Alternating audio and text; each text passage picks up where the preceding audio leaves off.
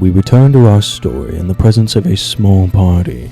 A young human named Adam and his traveling companion, the half-elf Isaiah. After gaining the information needed from Rock Bottom, the party decided to make their way back to the Kingdom of Reflection, a 15-day walk. However, on the way, they need to pass through Everbrine Forest, known to confuse travelers and give them side effects they never would have assumed they had before. Adam confidently takes the lead, with Isaiah close behind him, but the group is in much more trouble than they think. Stress, Mania, and so much more is in store for them. With that being said, welcome to Roll for Reflection, Episode 2, Stress and Mania. Dude, I loved the first episode a lot, and I was really excited about it, but just the amount of people that it just like touched in a way that I haven't done a project like this before. So fun. It just the overwhelming positivity from the first episode is amazing. Like, we love all of you guys watching this right now. After our first episode, just one episode, we made $45 toward our $500 goal. For a first episode on, just like a small podcast, that is so fun. Like, I think that's really cool.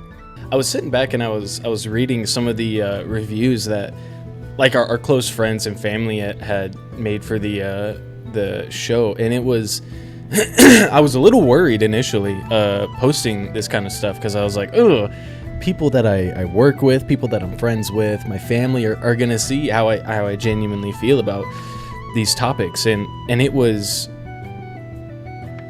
very supportive, and it truly meant a lot to me that we weren't judged and that we didn't sound like a couple of assholes on talking about these issues as well. Yeah, I mean, I hope not. Just like, the one thing I do want people to remember is that we are not professionals in the slightest. This is a podcast, for fucked up people by fucked up people. So this is all just an open space, so where we can talk about this kind of stuff that not a lot of people like to talk about. Like, it makes you uncomfortable. You feel alone, but when you hear other people going through, like, damn near the same thing you're going through, it really does just help to know that I'm not the only one. Like, it is really important. That's the vibe. We're not we're not therapists, but we are. We're not sitting over here like, let me fucking tell you what's wrong with your life and why you're wrong. Yeah. It's more of, hey, we understand these things are going on. We've been through quite a bit ourselves, and trauma bonding is a thing. And if we can help you guys feel more comfortable in your own skin and with your own thoughts, then that's exactly what we're gonna fucking do. Yeah. With that being said, excuse me, Jesus, I woke up like an hour ago, so have some patience with me. With that being said, the theme of today, stress. That is the theme of today. However, we can answer questions that are outside of the theme. Mm-hmm. So I had how many questions did you say? We have 17 questions that were sent in after the first episode on my end. Yeah. I don't know how many questions were sent on your end. Dude, I had a few questions. One I'm going to bring up today that our buddy Cade asked, and I did ask him if I can use his name. And it was a really good question. I'm really excited to get into that topic. And my cousin, who is viewing right now, hello, bud. Hello, bud. He asked like a lot of good questions too. I don't know if I didn't know you had 17 questions, so we might not get to all of them, but definitely we're saving them for future episodes, because they were some really good questions that I'm excited to kind of tackle. Exactly. And then also, if we're really enjoying ourselves, then who knows, the session might run a little bit longer. Who knows? Yeah, I love that. But first question that I wanted to bring up, how do you distinguish between being busy and being burnt out? Ooh, that's a Yeah. good question. That is a good question. And I think about this constantly. For those that don't know, I am in the military. I'm in the Air Force, and I'm currently stationed in South Korea. And if anybody is in the military, you know that being in the Koreas is busy 24/7. And I've been I've had moments in my life to where I've just been busy, and it was a lot. It was a lot to do, but it wasn't ever to the point to where I was burnt out just from being busy. But I've had those moments of where I'm burnt out completely. Like my brain is sizzling, and it's like the Looney Tunes. I have smoke coming out of my ears type deal. Yeah. The main way I would distinguish between the two is busy is manageable. You're busy, but you can do it. You're okay. With being burnt out, there's only so much that a human can do or take in a day. You know, when it comes to being burnt out, I would say that it's just too much. Your brain needs a rest, and you're overworking yourself. What do you think?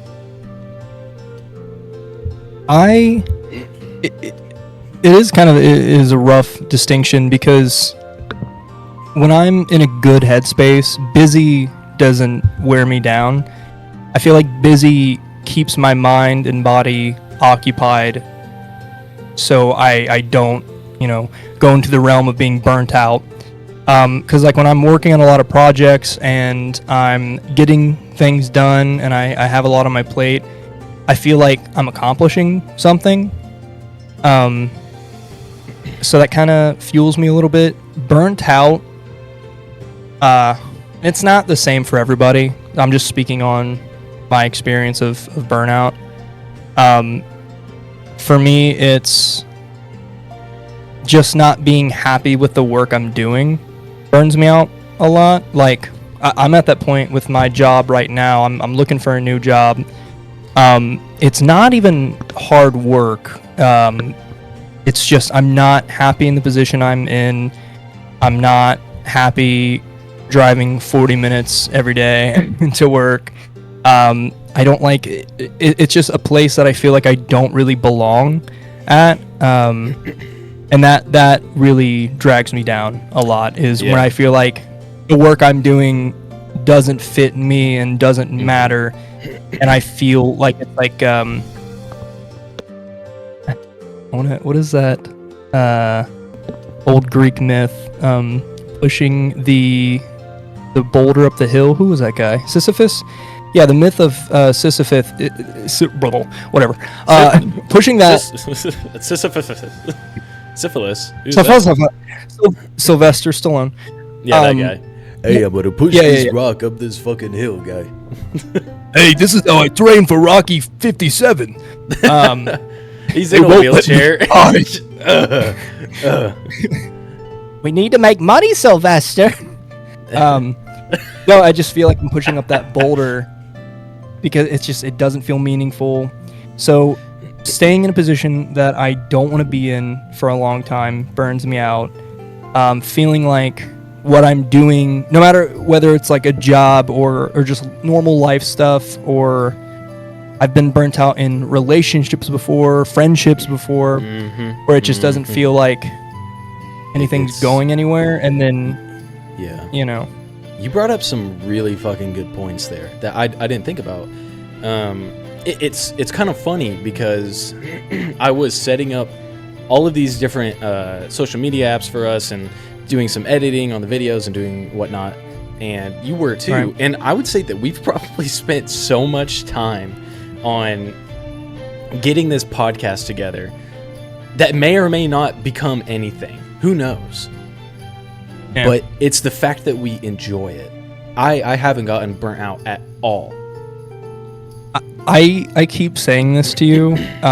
This is a project that I haven't been this excited for something that I've done in a long time. Like there is like I've recently doing a like an art table in Yellow Springs. Like I'll go sell art on the spot, and I love drawing. I love painting, but there is something, you know, going down there, setting up my booth, talking to customers, which I do really love talking to the people, and they look through my art and they get excited about it.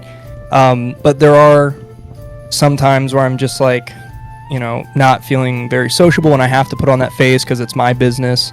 Here's your picture. Leave me alone. I mean, not always that, but Yeah. sometimes people.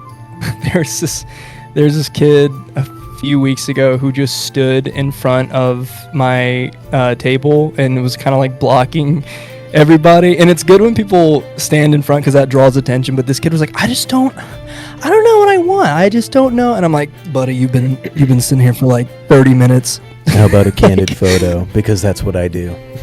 Or a candid picture. Right. But it is a lot of fun, but it does, a lot of effort goes into that. For this, I have just been nonstop. The steam's going. Like I'm very excited. You know, you can also find joy out of small things like that. Small things at your work that most people may find as a hindrance. You know, maybe it's you just being a psychopath, but you could have looked at that as, I'm such a good artist, great artist in this kid's mind that he knows that whatever he gets, he's going to get his money's worth. So he wants to make sure that he gets the best thing possible. I would have taken it as a compliment. Fair. That's fair. And I appreciate everyone that stops by, but some days, maybe it was just the heat. Because I was like burning up out there where I'm just like, what is it, buddy. like 90 degrees over there? It's been getting pretty bad. Over here, like and also the place that I'm set up at, the sun beams directly onto my spot that I'm set up at. So I'm just sitting out there, just turning beet red. I'm just like, who wants some pictures? You want a picture? Isaiah, draw a picture. My brain's melting. Like, please, Please let me draw a picture. so I could go home. Yeah, I don't want to say that and sound like a dick. I appreciate everyone that comes out, but it's some days I'm just I'm burnt out. So, you know, but this project I'm very excited to do. There was another question on here. Me too. I didn't want to just skip over what you said. Me too. There's another question on here that pissed me off in a certain type of way. Unless you wanted to ask one of your questions first. Mine is kind of long-winded because I've been thinking about it for a few days. But okay, you go. I'll go first. Okay, how has social media influenced your understanding of your own mental health? That question got me heated right off the bat when I read it. Yeah. Do you wanna answer it, or do you want me to? I got a rant, so you might want to go first. Here, you get your rant out so I don't like repeat anything. That's how I want to do my question because I'm going to say a lot. I know that mental health is a really confusing thing, and nobody really knows what the fuck is going on inside of their head. However, don't be that guy who sees a TikTok that has, like, I don't fucking know. It's a very depressing Sam Sulek edit, and they're like, I have depression. Me have depression. Or you guys see something to where it's like, oh, if you avoid people, you have displacement avoidance syndrome. And it's like, no, you might, but don't go around claiming that you have something when you don't know, because self-actualization is a real thing. You don't want these mental disabilities, these mental illnesses. You do not want them. And if you play into this fantasy or this thought that you have these because, I don't have a very big social battery, so I must have avoidance. You know, I would go to a professional first, because if you play into these ideas, self-actualization will produce an actual mental illness, and you will get worse from it. I hate to say it, social media is very depressing. People vent their deepest feelings on social media. Exhibit A and B right here, exactly what we're doing. You know, we can talk about mental illnesses all day, but whatever somebody says on the internet, if you think that you might have something, or you think that you might relate to something, it's okay to relate, and it's okay to be like, damn, that sounds like me. Oh my God, you know, 100%. Like we have been saying all of last episode, go and talk to a professional about it, and it's okay to sit on it. You don't have to do it day one right when you want to, but I would not assume. Self-diagnosis, a lot of people find it annoying, but for the wrong reasons. A lot of people say, oh, well, you don't have this, you just want something to complain about. Fuck all that mess. Self-diagnosis is dangerous, because you can actually diagnose yourself with these things through self-diagnosis, through self-actualization. It's a real thing. If you sit there and you think that you're depressed, and you think that you're depressed, and think and think and think and think and stew, you're going to become depressed. Right. Yeah, I don't know. That just really made me angry, because a lot of people that I know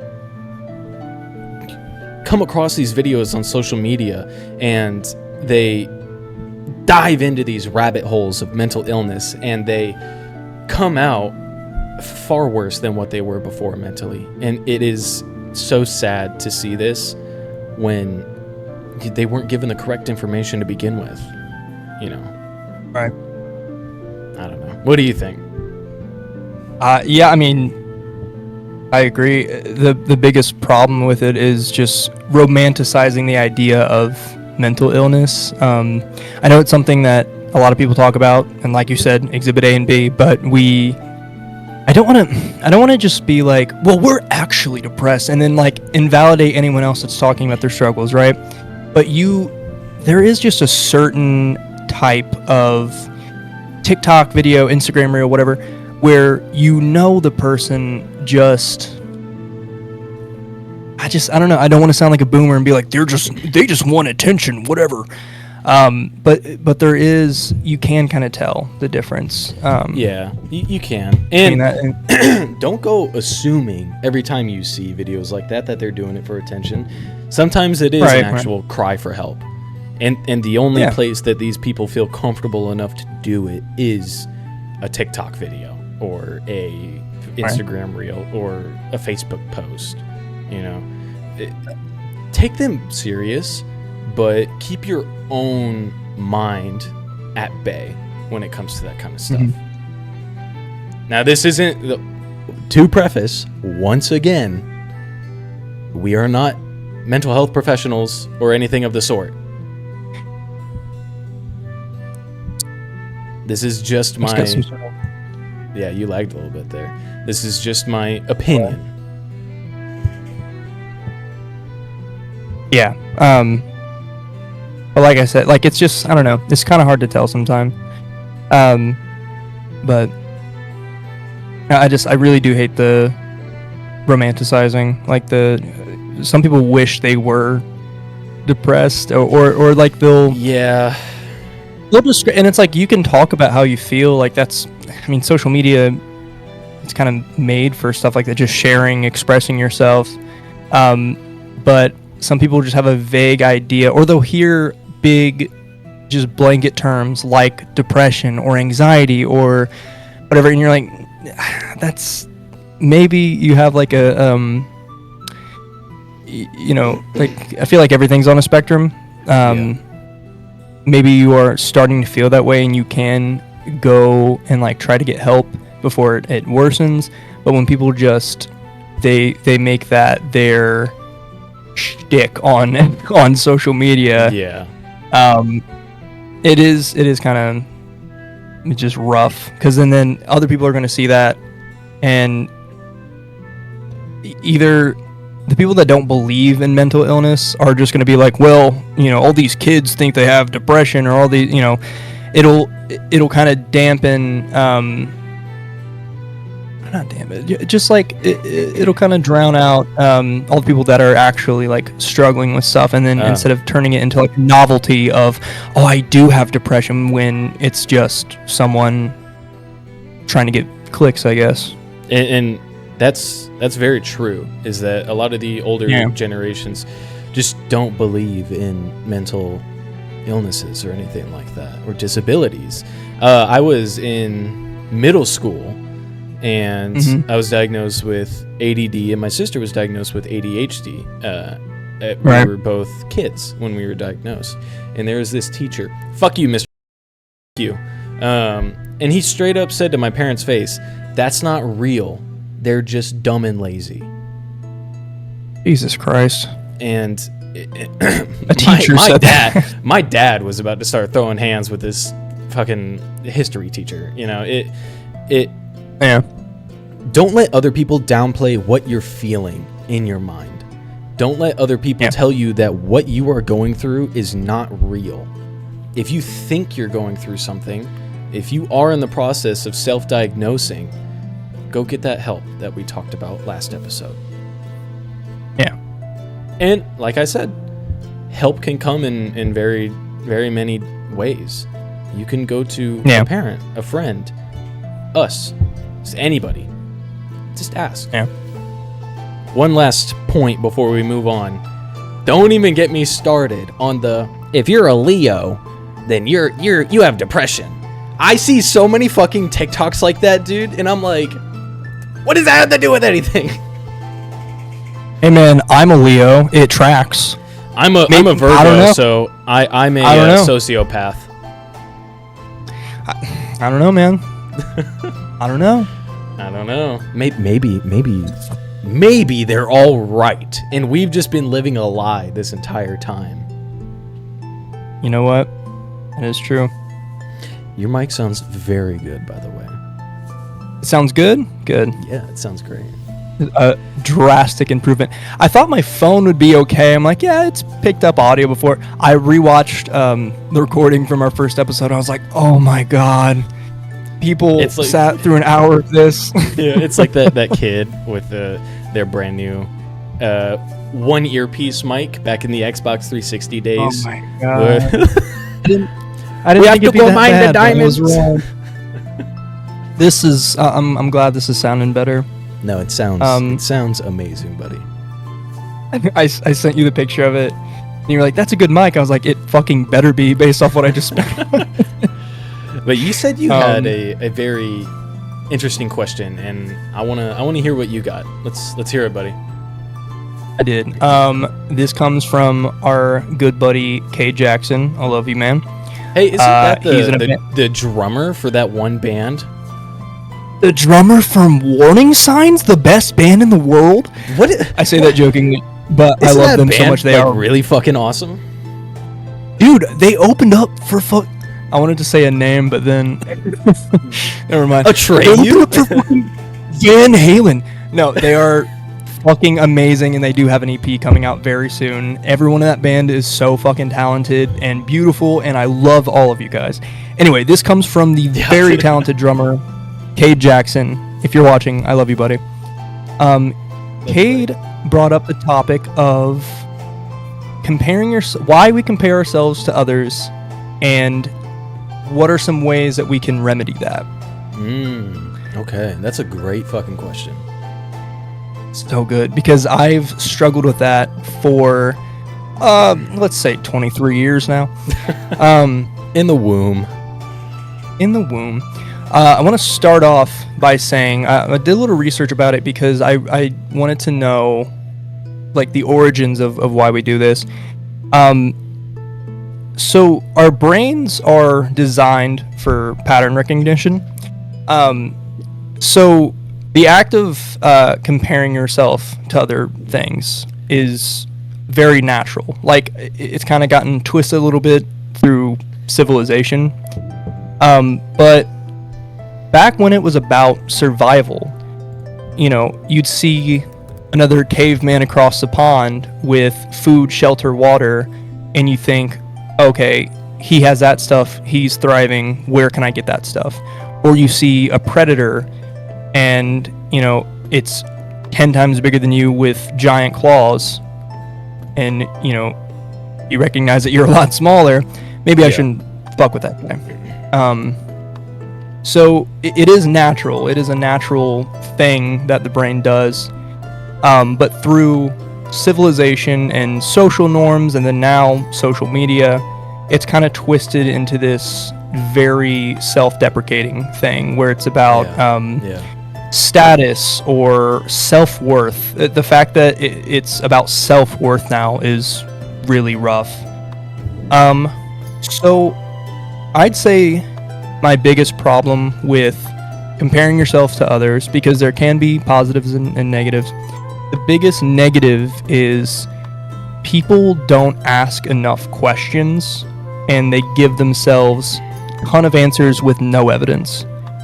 And what I mean by that is, Cade's a drummer. We'll just use Cade as an example. He'll see like Joey Jordison or the fucking drummer from Megadeth. Drummer from Megadeth.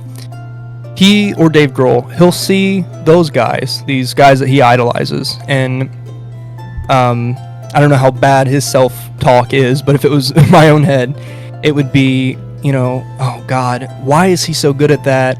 Or you know, he's so much better than me. Mm-hmm. Whatever the negative self-talk is, and then it just kind of it gets closed off there, right. And then all the answers to that are, oh, it's because I'm you know, I'm not good enough. I'll never be good enough.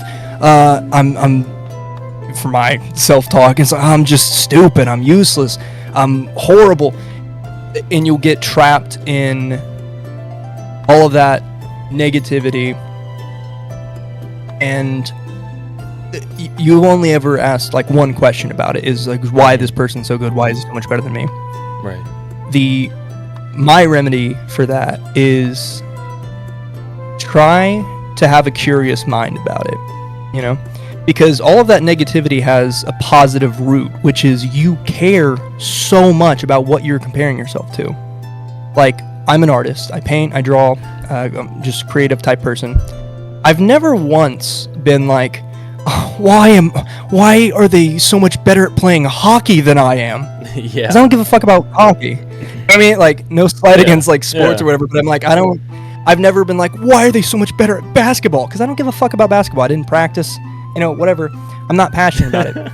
So the fact that you're so passionate about whatever it is, and it doesn't even have to be like an art form or hobby. That's just what I relate it to because it's my whole life. But if you just take normal comparison, like if you see, you know, if I see someone else that's 23 and have a similar like life experience, I'm like, oh, why do they just got a car, they just posted about, you know, they just got a brand new car, why haven't I saved up enough to get a car? Or they are always, you know, financially well off, why am I always broke, why am I always whatever? You can turn that into motivation. You can. So I feel like I'm a little all over the place. Going back to it is You're good.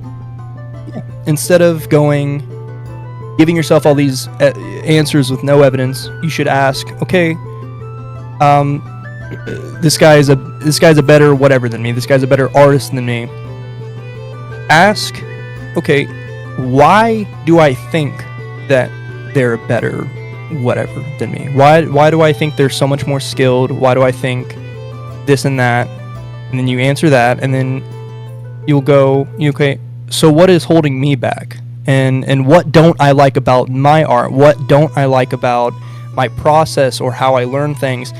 And not a lot of people want to ask those questions because they are very hard questions. Like it's hard when you're already struggling, and you know, you're worried about all this stuff, and you feel down and you feel less than. It's you know, it's fucking brutal. You don't want to ask more questions that'll drive you further into that pit. But if you Yeah. go at it from a perspective of, okay, I've identified what upsets me, what I like about the person I'm comparing myself to, what can I do to improve my situation? What can I do to be more like, I guess, the person I'm comparing myself to? Just having a curious mind about it instead of shutting yourself down. And I'm saying all this as if I don't do that all the time. It is something that you have to practice. All of the advice that we give on this show, it is not, oh yeah, we did this and now we have it figured out and this is just how we do things. It is a constant uphill battle of, I have to remind myself to try and do these things. Even at my lowest, I have to try to ask those questions. I have to try to start small, and I feel like I always have to reiterate that, as if, I don't have everything figured out. I just want to let people know that there are ways to do it. You have to remind yourself that there are ways. Like it can feel very hopeless. Yeah. It can. So, sometimes yeah. you can fall into that pit, and it takes a really long time to dig yourself out. Absolutely. So yeah, I'd say have a curious mind about it. And the reason you are comparing yourself to that person is because you care about what you're comparing yourself to. So that means you have passion behind it. Turning all that negativity into that passion is going to help tremendously. And let's see, there's a few. I should have wrote this down. I've been thinking about this all day at work, and it's just kind of scattered.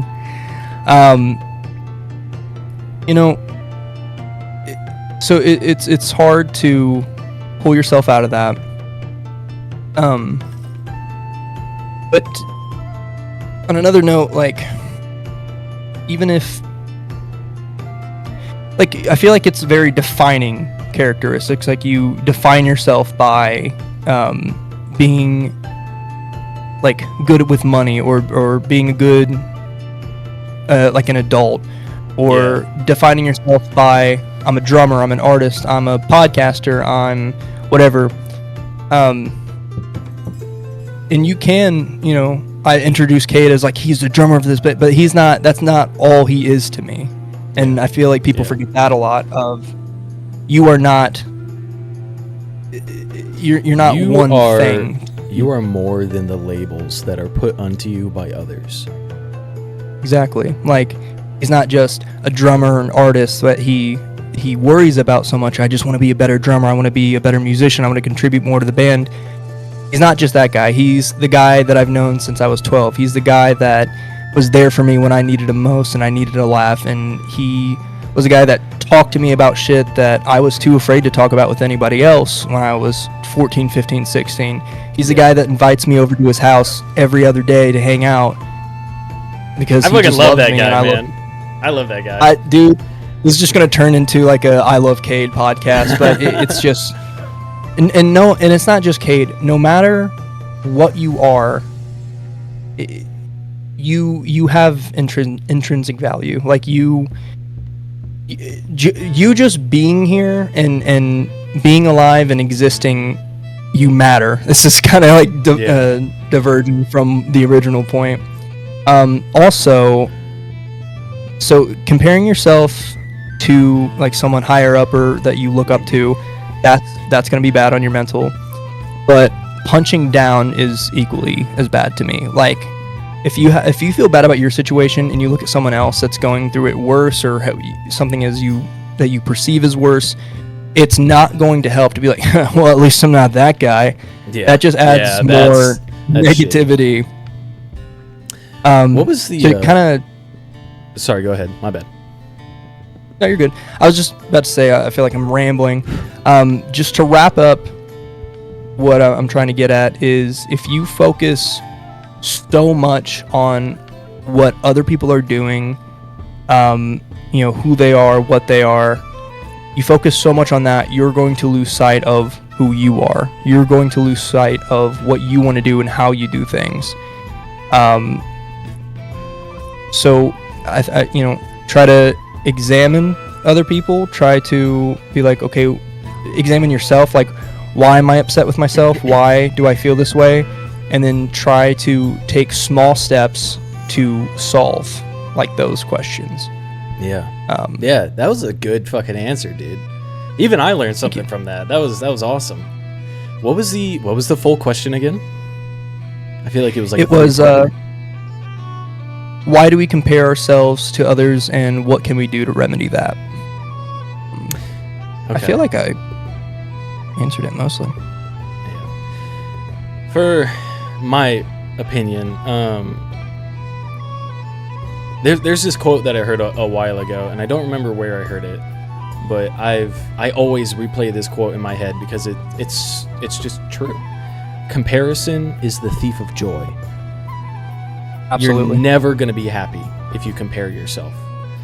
And you ask, why do I compare myself? And it's because it's what you want. What you want is what somebody else has. You're just not there yet. You just haven't worked out enough. Like for me, I did bodybuilding for a long time. I want to say like 6 years. And I've kind of slowed down on it now because comparison in terms of my body and lifting weights and all that is gone out of my life. I no longer compare my body to others, and this is how I did it. I would have like these 4-hour gym sessions, and I wanted to get bigger because, in my mind, my 200-pound body, I felt like I was 90 pounds. I felt like I was a stick, twig and bones, and I was not comfortable. So I would eat like 5,000 calories a day, and I would go to the gym for like 4 hours, and it was so unhealthy what I was doing. And I would walk in, and I would see these guys that are just absolutely yoked, and I'm like, fuck, I just want to be like them, and I can't do it. But I had to take a step back, and I had to look at this really, really hard point, this difficult point of life, and it's reality. Reality had to set in for a second, and I had to look back and be like, well, those guys are on steroids. I'm not going to look like Sam Sulek because he's whipping gear and he's getting paid thousands and thousands and thousands of dollars to go work out now in his career. I'm not downplaying Sam Sulek at all. I love Sam Sulek. And like, what's that guy's name? Mr. Olympia. C-Bum. These guys are professionals in their field. I did it because I wanted to get big. They made a career out of it. I had to sit back and look at the reality of the situation of, well, I'm not going to slam gear and testosterone. So I know I'm not going to look like them because it's unobtainable to do that without these steroids. And there was a point in my fitness to where a lot of people were being like, dude, you look amazing. What do I do? I want to look just like you. And sometimes when people would say that, at first it would make me very angry because I'm like, you don't know shit about the way that I feel. I don't care what you think. I don't want you to look like me because I look like a fat fuck, or I look like a skinny kid, And then it turned into love after a while, and after I learned to accept myself in the way that I looked, and it turned into me saying, I don't want you to look like me. I want you to look better than me. I believe in you. Yeah. Get better than me. Make it your fucking goal over the next couple months, years if you have to look better than me. I guarantee you can do it. When you find yourself no longer comparing, but instead promoting others, it's a complete game changer. Because these people are saying, I want to look like you. And I'm like, dude, look better than me. Do this better than I did it. I want you to. And it's no longer a hindrance on my mind watching these people do it better than me. Because I know that they looked up to me. Yeah. And it's super awesome. It's really fucking awesome seeing these people actually do it. Yeah. Not 1 second do I compare myself with them now. Now that's for my body. Other shit, yeah, I compare myself all the time, and I hate it. Why am I so broke? Well, because I don't save my money. That guy's 23 and he's saving all of his fucking money. So I'm doing something wrong, you know. But I don't. I know what I need to do, but I don't do it. And it's exactly what you said. Ask questions. Hey, how are you doing this? And they're like, oh, well, I just have this self-control, and I use this money-saving app, or I budget it out this way, and sometimes I don't go out on the weekends, and I cook dinner, and I'm like, yeah, but like, that sounds boring, you know? And it's honestly immaturity on my part. Oh yeah. It's definitely immaturity. And then that mental illness makes all of those normal things harder. Like like when I come home from work, and you know, I don't want to cook anything. I don't want to put in the effort. It really does, like, it's mental illness for a reason. Like it affects damn near every aspect of your life. Yeah. You know, I also have a problem with just going out and getting like fast food and shit because I don't feel like making anything at the house. I'll have groceries, but I'm just like, I just don't. I'm just on the go. I don't want to do it. I don't have the energy. And then a week goes by, and those groceries are now molded in the fridge. You know? Yeah. And you just wasted $400 on groceries. Fucking sucks, dude. You brought up something that or are you so see, I had one more thing. It has been so difficult for me to adjust to a lifestyle here in Korea. Yeah. Very fucking different than America. I'll tell you what, guys. I thought that it was gonna be all anime and nice people that love Americans. Hail to the no, man. Hell no. It is not like that at all. And it was so bad that I was bed rotting for like a whole month. And I'm happy to say that yesterday, before this podcast, I took out all of my trash, I cleaned my room, cleaned my bathroom, cleaned my living room, because I was so excited with this podcast. And that procrastination, caveat to episode 1, it was gone. I had that burst of energy, and it hasn't left since. You know, I still feel so good about it, but I think it's because this whole time I was comparing myself to other people that lived here and how well they're doing. But I had to take a step back and realize that this is the first time that I've ever actually lived alone. I've always had a roommate, or living with my girlfriend, or living with my folks. You know, this is the first time I've actually lived alone, and it is going to be lonely. And that comparison kind of left my mind when we did last episode, because the realization hit me of, oh shit, I do suffer from a few of these things, like procrastination. There's nothing wrong with me to where I have a physical inability to do these things, but I was made self-aware once again that I'm not fucking crazy, and I'm not stupid, I'm not lazy. I just have a serious issue with procrastination, and I just have a serious, I'm seriously lonely over here. But I no longer compared myself, because I realized that there's other shit going on in my life right now that made me in the spot to where I am right now. So to fully answer your question on my part, Cade, why do we compare? It's because you see something that somebody else has and you want it. How do you stop yourself from comparing? Like Isaiah said, I agree with him. Ask questions. Ask them, hey, how did you do this? How did you get there? Now, you know, if you ask the drummer from Red Hot Chili Peppers, and he gives you some advice, keep in mind that dude's like, what, 50, I think? Yeah. We're all in our 20s. It's going to take a long time to get to where he's at. You keep bringing up points that I just want to keep adding on to. Dude, go for it.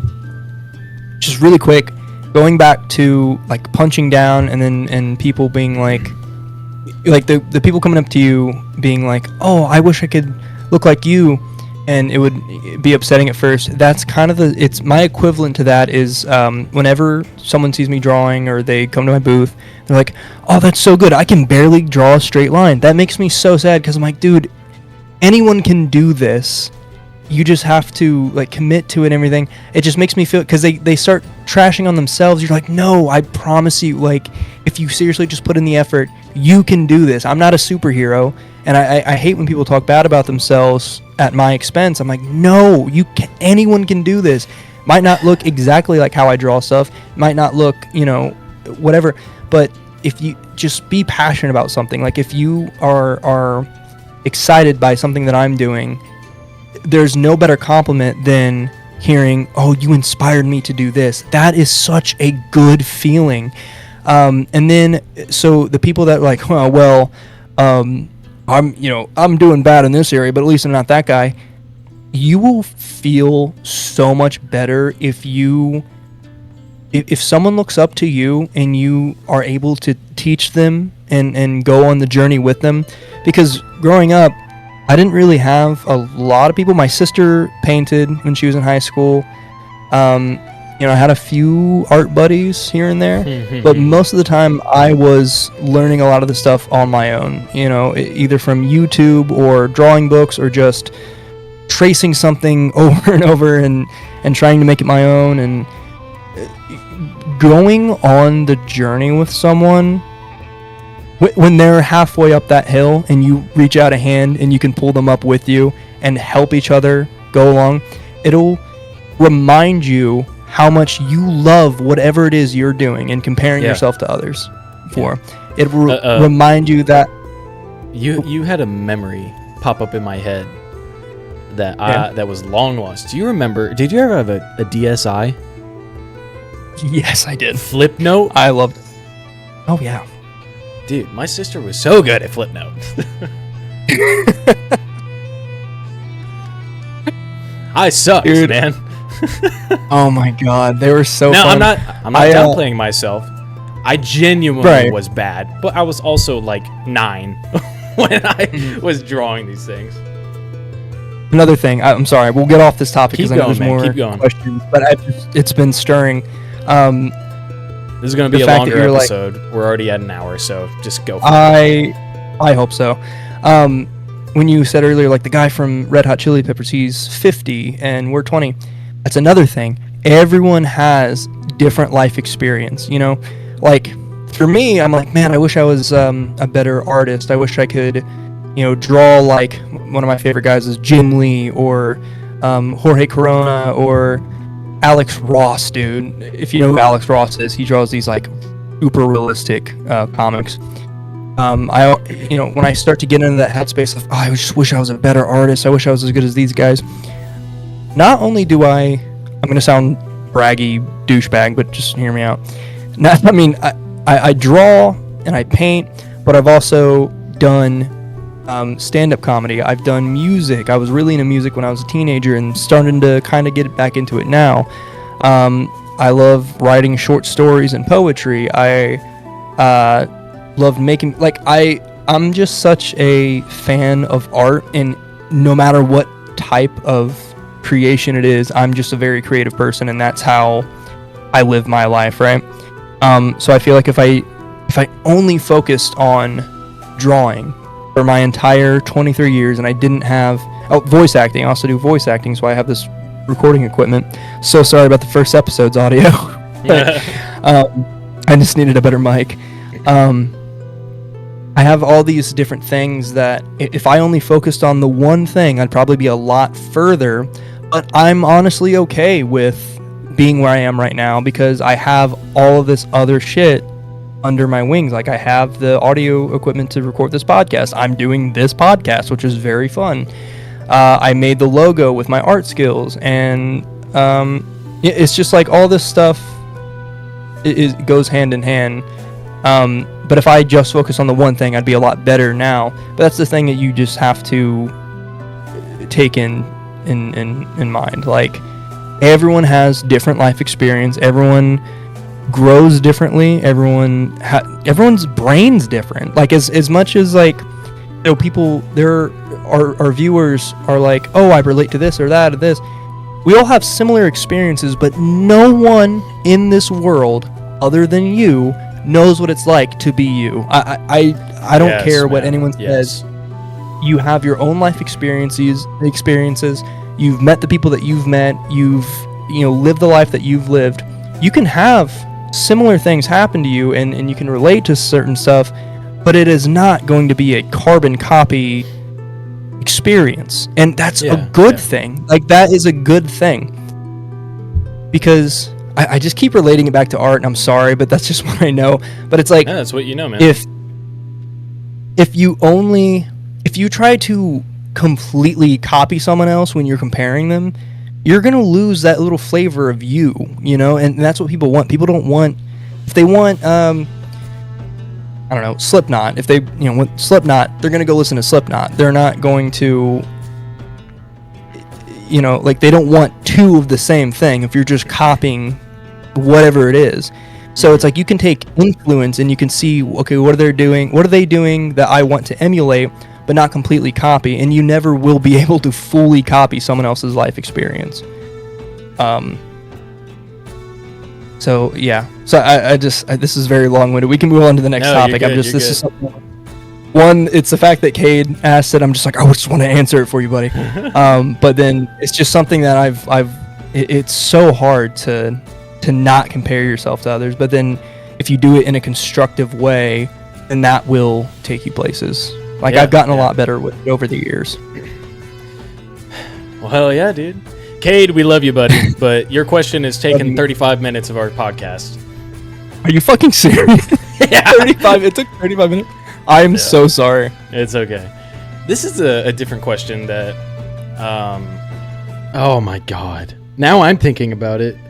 There's this memory that replays in my head so many times. We were at it was middle school, 8th grade, the snowball dance, and there was this girl that I had the biggest crush on, and now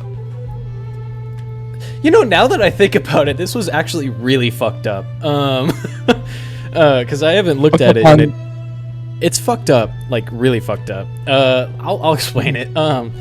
Okay. All right. There's this girl that I had a huge crush on, and the point of I don't know if you've ever heard of a snowball dance before, but it's where all the women are down on the dance floor, and then all the guys sit in the bleachers, and then the women have to pick somebody to they have to pick somebody to come down and dance, and then they say snowball, and then the guys stand there that have already down there, and the women go pick somebody else, and then the women who didn't pick somebody stay there and dance with other guys.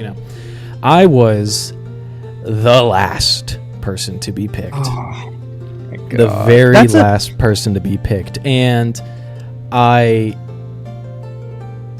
remember I saw her not dancing with anybody, and I wasn't dancing with anybody, and it's middle school, so dancing is leaning back and forth while like that, and I'm gonna fuck later, right? Right. My fucking 13-year-old self thought that for your 12-year-old self. I'm gonna get some action after this, right? But it was like a movie in my mind. I was so infatuated by this girl. The lights were, it was like those disco lights and all that, and it was catching the glare of her mascara and her eyeliner and her hair, and the dress that she was wearing, the light bounced off of it, and it was in slow motion to where I was walking slowly towards her, and then I got in front of her and I held out my hand and I said, "Do you want to dance with me?" And she said, "No."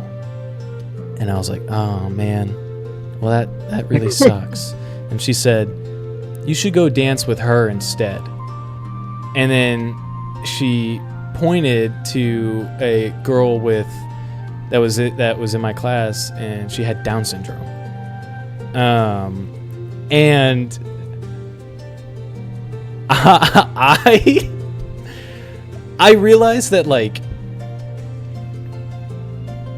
It's a general practice to be nice to those people with those certain mental disabilities, because Yeah. I don't really know how to explain it, but you just should. Don't be an asshole. Be nice to them. Be nice to everybody. Yeah, be nice to everybody. And I did. I went over and I danced with her, and it was actually a lot of fun. Good. And Good. I look over, and she is just sitting there. She's not dancing with anybody. And I look back at her, and she looks at me, and then she rolls her eyes and walks away. And I'm like, That's so unnecessary. it's such a moment in my heart. Now I'm about to turn 23. I don't give a shit anymore about what that girl thinks at the snowball dance. But it was that cringe of that moment, you know? Yeah. Anyways. I don't think it's cringe. It hurts, yeah, but like, you know, it's not a bad thing that she said no. It's not a bad thing. She just didn't, and that's okay. She just didn't want to. She didn't want to. I didn't hate her for it. Rolling her eyes. Yeah, well, yeah. I'm saying, oh, that's brutal because it's like I know, you know, how that feels. Not that exact scenario. Holy fuck. Dude, that should not be allowed. I don't think that would be allowed today because that feels like such a humiliation ritual and just like a weird. It is, man. Go pick your partner, and you're like, these are children, but okay. You know the funniest part about it? What's that? He said snowball one last time, and it was just me sitting there, and nobody like moved to come and get me because the bleachers looked empty. And then one of the teachers just went, "Adam, you can go down." And I was like, "That's okay." That's like putting a dog down, dude. That fucking go ahead. Oh my god. Next question. Yeah, you're giving me the jitters, and you're just like, oh god. Yeah. Let's look through some of these that we got. Here's a good one. That's a really good question. All these questions are so fucking good. Yeah. What does healing actually look like in your day-to-day life, not just in theory? I have a thing for this. Go for it. One, healing is I don't think any of us are going to be fully healed. I think it, like I've said before, it is a non-stop. You have to constantly work at it. It's like your mental health is a lot like your physical fitness. Like you don't just go to the gym, get buff, and then you're just going to stay buff forever. Like you have to constantly lift those mental weights. You have to do the mental gymnastics. To me, comparing yourself to yourself from years ago, like what I said about like anger or just standing up for myself. I didn't really have like a big backbone when I was a kid, because generally it just got kind of shut down. But dude, I'm 23 years old. In recent years, like I'm talking maybe, I don't know, last year, 22. Yeah. I've gone through a lot of learning, like learning curves. So when you recognize that, you know, I still have a lot of problems, and I have, you know, been through a lot and all this, I am making progress in terms of, like for me, like when my buddy upset me and I sat with it, I thought about what I wanted to say, and I just sent him a thing, and then we made up, and then it's perfectly fine. Give that probably 2 years ago, 3 years, like just anything before that, really, I would have been more explosive. I would have been more, well, what the fuck? Why the fuck would you say that for? And you know, get at my emotions. So recognizing, giving yourself credit, which I don't like to do that for a lot of things. I really don't like to give myself credit for anything, and it's something I also have to work on. So that was a big thing for me. I think I want to, for a future episode, I want to talk about romance and sexual stuff, because there's a lot of sexual trauma. I don't know how much you want to get into that, but that is something I would like I'm to all talk for about. it. We agreed that this podcast is for letting it all out. Right. Something that I've been proud of myself with when it comes to sex and just relationships is not feeling pressured to always, like, if there have been so many times in my life, whether it be in relationships or just random hookups or whatever, where I really did not want to do anything. I did not want to have sex. Sometimes I just want to come over and cuddle. Sometimes I just want to, whatever. Not all the time, but there are those times where I'm just like, I'm really not feeling it. Whatever. But in the back of my mind, there's those thoughts of, well, she's not going to think you're a real man if you don't show her a good time, and she's going to tell all her friends that you didn't want to do that, and she's going to think this or that. She's going to think you're less of a man. I have only just recently been able to tell women, if I'm not in the mood, I'll be like, hey, I'm like shaking too while I'm like, I don't really want to do that right now. Yeah, and it's just, it ends up being fine. Sorry to interrupt you, but I feel like this is important. That's a very... People are lucky to have virtues like that. There are some people in the world who go through extreme tragedies to where they're forced to. Oh yeah. And it's really good to hear that, you can have that choice. Yeah. And it feels empowering to be able to be comfortable enough to do that. Yeah. When I was a lot younger, when I went through my first breakup, like high school relationship breakup, whatever, and then COVID hit, and then I became an adult, but I was just 19, still trying to I'm 23, still trying to figure things out. When I was a 19-year-old lad, I slept with so many things. Like things. No, I'm just kidding. I fucked just a lot. Sorry, parents, if you're listening to this. My mom actively calls me a whore. It's really funny. No, but I just slept with a lot of people. Most of the time, it was a validation thing. Like, sometimes I would just get on the dating apps and not even want to match with anybody. I just like the validation of someone liked you, someone did this, someone commented on a picture. And it's not healthy. It's not healthy at all, but it did give me that dopamine rush. And then there were some people I got catfished a few times, but I still ended up just sleeping with them because I'm like, listen, she doesn't look like her pictures, but at the same time, I'm already here and I don't want which I don't know who half these people would have told. Like, it's not like they know me or my immediate whatever. Yeah, it's also just a validation thing as well. Yeah, but the validation thing. And another thing I learned about my sex life is I think I've come to the conclusion that I don't enjoy like being intimate or having sex with someone as much as I enjoy being told I'm doing a good job. That is, and it's not trying to be like a praise kink, whatever. It makes me, if I have a bad sexual experience in terms of like I didn't do a good enough job or something happened or whatever, I am distraught for weeks. I'm not kidding. Like, whatever, I don't want to get into graphic detail or whatever, but like if something happens, and they could be completely fine, they're like, oh no, it happens, whatever, this is completely normal, this has happened before.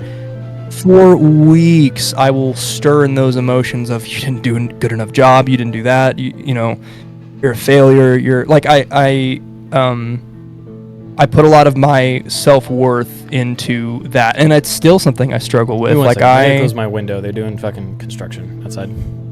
Oh, you're good. You're good.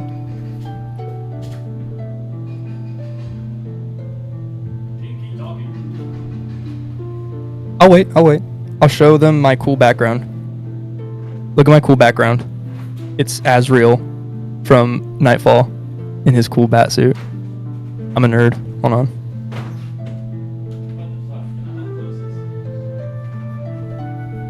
What'd you say? What the hell you just say, boy? What the frick?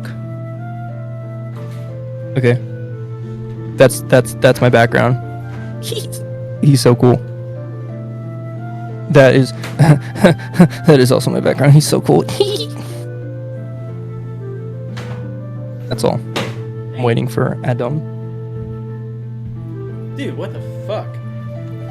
Hello. There's like What happened? 6 windows on my window, and they're sliding, and they got stuck on each other, and I couldn't close them. Oh no. Jeez, that pissed me off. But yeah, What does it's healing just look stuff like in your day-to-day life? Yeah, so just being able to recognize that I have made progress in that way of I'm allowing myself to say no in certain situations. I am standing up for myself, not just what I was just talking about, but just if something happens that upsets me, I don't blow up and storm off and everyone labels me, oh, that guy's a fucking crazy crybaby idiot loser. I'm frustrated, and I'm rightfully frustrated with whatever it is, and being able to articulate what upset me, why it upset me, and if there's anything we can do about it. Sometimes I'm not even looking for like an apology. I just like want to let the person know, hey, that really upset me. I don't want it to happen again. Please don't do that. Yeah. So that is what healing looks like to me. I kind of laughed at the question at first because I was like, God, I'm not fucking healed. But then I gave myself a second to think. No, there are certain things, and there's other things that I am struggling with that I haven't healed yet.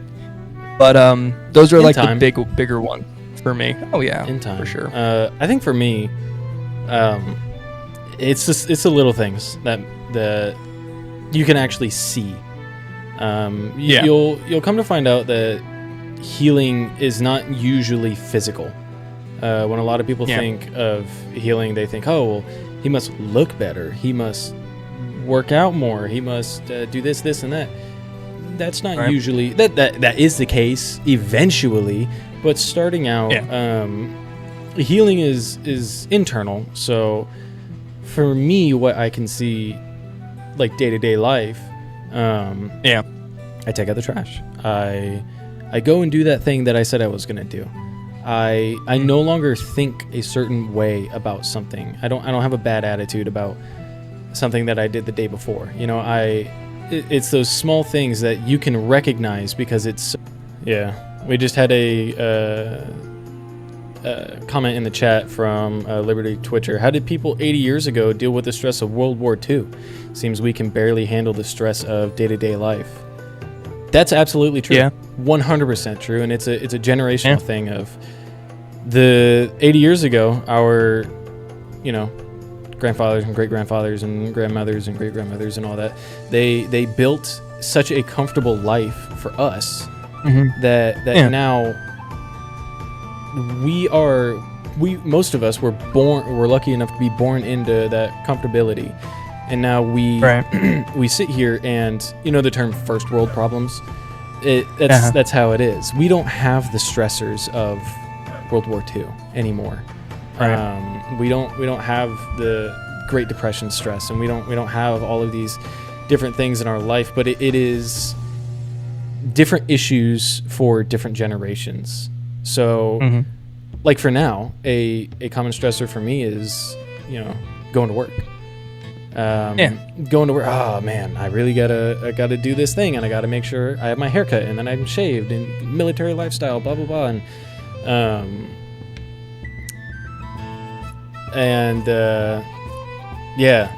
they said they charged into machine guns to save the world from a genocidal dictator.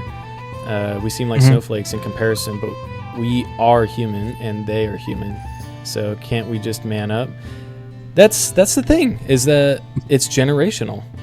And I don't know if you were here earlier, Liberty Twitcher. About man up, but, but the whole man up thing was a conversation that we just had. With manning up and with comparing ourselves to how life was 80 to 100 years ago. It's a little... I want to say, by the way, we're not therapists. These are just our opinions. It's a little difficult to compare yourself to somebody who was born in 1920 when they didn't have everything that we do now. I think if I was born in 1920, not in World War II, my only problems would be making sure that I have shoes and dinner. Yeah. But now, I have to pay $1,200 for rent that I can barely afford, and I have to go to work, and I have to get a car, and I have to do all these other things. And, I'm not saying that I should just fall down and cry and quit, but the stressors that we have now are just so different from back then that it's almost non-comparable. What do you think, Isaiah? I want to combat this a little bit, to be honest. They do have a good point. They handled the stress of World War II, and we can barely whatever. One, do you think that they could handle it better, or do you think they weren't talking about it because it was taboo to talk about this kind of shit? I've seen stuff from 20 years ago, from 2000. Like, I watch old shows or old movies, and someone going through something that's just like, now it's a normal thing of like, generalized anxiety or depression. They make a joke out of that. They'll make and I'm not like the joke police kind of thing where you can't joke about this topic because it pertains to me. No, you can still joke about the shit. I joke about the shit, but they make it into almost like a clown show of, oh, look at this guy, he's fucking mentally ill. That's just when I was like a toddler, Yeah. I can't imagine in the 30s and 40s where you'd get a fucking drill going through your nose if you were just depressed, right? Like, people got lobotomized for, my wife talks too much, fucking lobotomize her. Like, give her a lobotomy. Yeah, and it's like, it's not like they had podcasts back then to talk about this kind of stuff. And even if they had like, we'll do the radio show, fellas, they're not going to talk about this kind of shit. They're going to talk about, Swanky Doodog hit the home run. Like, are you feeling down in the dumps after you killed everybody in World War II and watched your best friend die? Try a Marlboro cigarette. Try cocaine. Yeah, the brand new invention. I think you bring up a great point. Is it? It's not that he's completely, or whoever, I didn't know who commented. It's not that they don't bring up a good an argument, but that you kind of got to take into that the whole like, oh, we're just snowflakes kind of thing. Dude, people go through so much shit, and they're so, like, me and Adam, we're still here. Like, I know we've been talking about things that we've gone through and stuff that might sound to like snowflake shit to other people. And yeah, we do have first world problems, but at the same time, we're still here, and we're still trying to figure out ways to solve the problems and trying to deal with the stresses of life. We're not completely broken by it. It affects us a lot, but we're still here fighting. You know what I mean? Mm-hmm. And it's you're not a snowflake, or you're not weak. You're not, no one should look down on you. If you're going through something or you're feeling a certain way, I would argue that it's even stronger to talk about it, to be open about it, to get on a fucking Twitch stream and talk to strangers about your traumas and your suicide ideation and all this shit. When people, it's like, not the same thing, but when people say, we didn't have trans people back in my day, we didn't have gay people back in my day, like the shit that's so normal now. Yeah. And it is normal, but like now it's more, it's like accepted, and it's not as trash talked as stuff in previous generations. Like, I feel like you got to keep that in mind too. It's like, not, well, they didn't have any problems. They probably weren't talking about it. I know there's a lot of men that have gone through like abuse that don't talk about it because, well, I'm a man, I just gotta suck it up, I gotta man up. No, you're just harboring on to a bunch of fucked up feelings that you're rightfully afraid to talk about because people will say shit like that, or to man up, or well, be an adult, damn it. And Liberty Twitcher. This is just so fun. I don't want to stop talking. I want more questions. But also, we're gonna be dry for next session. No, it's just I think I honestly like this episode better than the first one. Maybe it's because of my new mic. I don't know. But the fact that we're getting some audience engagement is pretty sick too. I really like all the people like interacting with us. Mm-hmm. It's a lot of fun as well to hear the opinions of other people. Yeah, and that's what it's all about. Like, I hope, even if this doesn't take off and go crazy with it, like having a little community of these people that got their questions off their chest or their topics, and just talking it out, asking ourselves questions, because that's what therapy is. It's not like you said earlier, like you just want to go to like hear what you want to hear. Therapists help you what you're blocked on. Like, I feel like when I was doing therapy, I was so brutally self-aware of a lot of my problems. Yeah. But there were still a lot of things where she would ask me questions like, fuck, I never thought about it like that.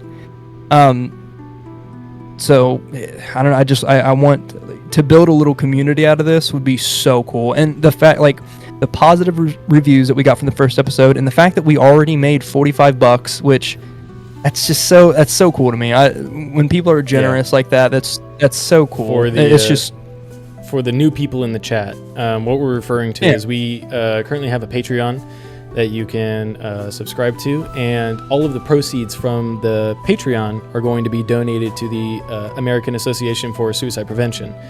Our goal right now is $500 through the donations of you guys watching our Patreon and all that. And we are giving it until the end of the year to have that total amount of 500 to donate. Yeah. And it is so cool to see that people are already donating. Yeah, after the first episode, and my audio was bullshit last episode. I'm surprised. When I was listening back to it, I'm like, I'm surprised people sat through my fucking my phone's recorder. Yeah. But yeah, man.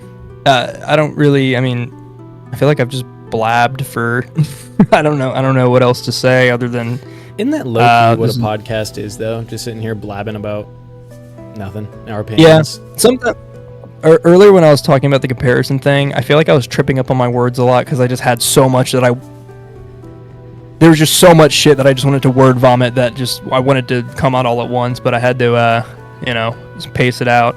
Yeah, that's true. But at the same time, there's no script. we're reading these questions and giving our initial thoughts. So I think having a little bit of word vomit is perfectly fine. Absolutely. But yeah, my only closing comment is this is so fun and freeing, and I love all the topics that everyone has given us, because they're asking questions that I would never thought of before. I'm like, oh my god, like it feels like every question we've been asked today and last podcast was just it just hit me, and I was like, oh my god, that's a good question. Jesus. Just thank you to everybody that have been watching and commenting and donating. It's so sick to me. Yeah, and thank you everybody who tuned into the stream and was asking questions and making comments. It's really enjoyable to see the way that other people think, and to see how you guys process these questions and what you think about these things. Keep in mind that we stream every Friday around 7:30 p.m. And then the YouTube video will be uploaded either today or the next day, because I have to go through and edit it. And then the same video on YouTube, the video is cut and edited, so you're not going to be getting the full video on YouTube. However, on our Patreon, you can get the full unedited video from the moment we pressed record. Our goal is to, once again, have that $500 for the American Association for Suicide Prevention. For YouTube, honestly, I just want to get to 100 subscribers, and I think I'll be happy for a while. And then for Twitch, I think, we just need 2 more followers, and we will reach our goal of 40 followers on Twitch. Hell yeah. This has been so freaking awesome to do. Honestly, it's the highlight of my week, coming in and getting to talk and and see everybody else on Twitch and all that. I've been thinking about it all day, like all day today at work. I'm just like, I can't wait to go record. Yeah. It's so fun. Yeah. It is just so fun to do, and I just want to thank you again for asking me to be a part of this, because I feel like I've been going through it lately, and I needed an outlet to talk about this kind of shit and think about questions I've never asked myself, and have this little community that we already have. Mm-hmm. And just all the positive reviews, like that helps so much. Like I was already excited about it, but seeing all the nice things that people had to say to us, I'm just like, this is gonna be so fun to do, and I'm glad people are liking it. Yeah. Yeah. Now I wouldn't have asked anybody else. You were the first person that came to mind when I thought about making this. So yeah, I appreciate you were in that. your spot, buddy. Don't even worry about it. But yeah, You have like a list of like, Cade doesn't want to do it. This guy, Justin don't want to do You it. were actually at the bottom. And I'm of at the the bottom list because nobody I'm else at the wanted bottom to do of the it. list. I guess I'll fucking call this guy. I don't know. Thank you, everybody, so much for watching. We really appreciate you guys, especially you guys coming in and asking questions and following us on Twitch and challenging the way that we think. We really appreciate you for that. But yeah, go ahead and check out the Patreon. Go check out the YouTube. Meet us back here at 7:30 Eastern Time, 6:30 p.m. Central Time on every Friday.